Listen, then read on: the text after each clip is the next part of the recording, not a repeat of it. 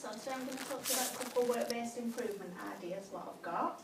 I'll just first run through who I am with you all. So I'm Stefany. I currently work at Motorpoint. I've only ever worked within the motor industry, which I've been there for 14 years in total. I've been working. I've been with my current employer for 7 years. I've worked in quite a lot of departments within the motor industry. So I've done sales, finance, admin, vehicle handovers, I've been a business manager and I've done customer service, so I've done pretty much the whole thing except the workshop. So this is just a work-based presentation about improvements, what I think can happen within my workplace based on my experience. So idea number one is for a company to be a little bit greener. A lot of companies are sort of doing this ethical sourcing, you know, everybody's worried about the environment and stuff like that. Obviously, with it being the car industry, there's only so far you can go with that because it's still like oil, fuel, pollution. But it's just to see if we can sort of make any changes to make the company a little bit greener. So I've come up with a few ideas. I've done strengths, weaknesses, restrictions, and limitations for that. But overall, just based on the business model, it's not going to happen. We're still going to sell cars because the demand's still there for it. So that's my first idea. My second idea were training seminar days. It's not somebody else coming in from a different sort of training place. This is just each department speaking to the other department about what the knock-on effect is of what they're doing.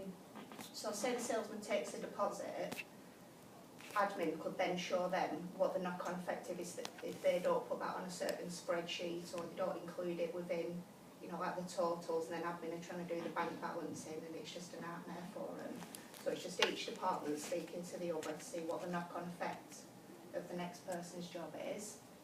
So I've done some strengths, weaknesses, restrictions and limitations. This was my second favourite idea, and I would like to see it, but overall I prefer this third one, and I'll show you what that is.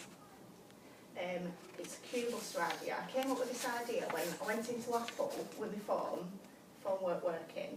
And from me walking into the building, I spoke to somebody to check in and say, like, hey, I'm here for my appointment. He said, that's fine, grab a seat, and I'll do a couple of minutes. And then this other person came up to me, this like Q-Buster person, and he was saying like, oh, I'll just do some quick troubleshooting with you, see if there's anything I can help you with. I'll make some notes for like the actual engineer, what's going to be helping you. So he just sort of like sat and spoke to me for a bit, tried a few like switching it off and on and everything like that. But the actual time from me walking into the building to seeing the actual engineer that I booked in for were about half an hour. But because somebody were keeping me informed and speaking to me about it, it didn't feel like half an hour. So my idea is we have this Q-Buster person. When people are sat waiting to pick the car up, who can go over here, your third in queue, it's going to be about another 15 minutes. Do you want coffee or tea? Do you want a test drive before you start? Can you help you set your insurance up? And just do like the basics, keep the customer informed, speak to the customer so the customer don't feel like he's just sat on his own for half an hour. Obviously they spend a lot of money, so we don't want to be keeping people waiting. Our directors don't like it if anybody's waiting more than 6 minutes, which is quite, it's not unrealistic, but it's a target that we're just not hitting. So I've done like some statistics and some figures. First of all, I looked at, this is what improvement I'm focusing on and why with my aims and objectives. So what I did was I studied customer wait times based on reports from reception. So that says whether they were waiting more than 6 minutes. And then I put a big tally chart together and fed all that information through here. So obviously at the minute we do want to get it lower, but it's just to show you that it is a problem at the minute. So FIFO, what FIFO is, it's our review site, what customers go on. It's not owned by Motorpoint, there's quite a lot of independent like retailers on it. This is just when customers leave the feedback, so it's a bit like eBay when you can put on whether you've had a positive experience or a negative one. Overall, we're on 93%, which is quite good, but obviously we want it to be better. There's a couple of negative feedbacks on here, what I've just included. One of them says paperwork took too long, which obviously that's a waiting issue. Appointment was late because of other collections being late, eventually saw rep 20 minutes late. Sales cell was very good, like going by vehicle collection, left waiting 15 minutes before somebody dealt with me. So these 3 feedbacks, I think, could have been sort of quashed or managed if we'd have had the queue buster just on hand to say, look, you know, you're going to be waiting, is there anything I can help you with before you go in? So that's what I've put on there. Now, problem solving, cause and effect analysis mind map.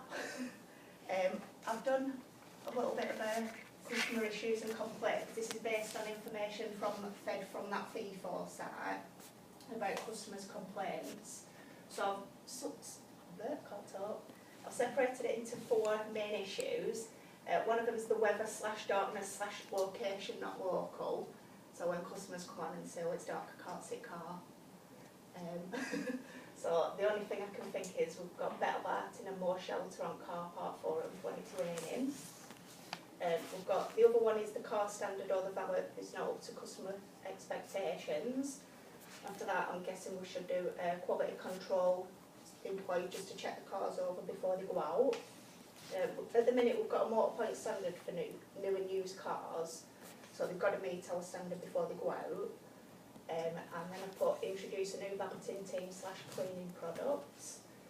And then the third one is missing items from the pack, so stuff like the handbook, service book or spare key, the customer's picking it up and it's not there yet. So I've put order missing items as they get checked in from the supplier as we order the car. So i.e. if we're checking a car in what's just that minute landed off transport, we can say there's no key, order a new one and hopefully it'll be here before the car gets sold and put onto the page.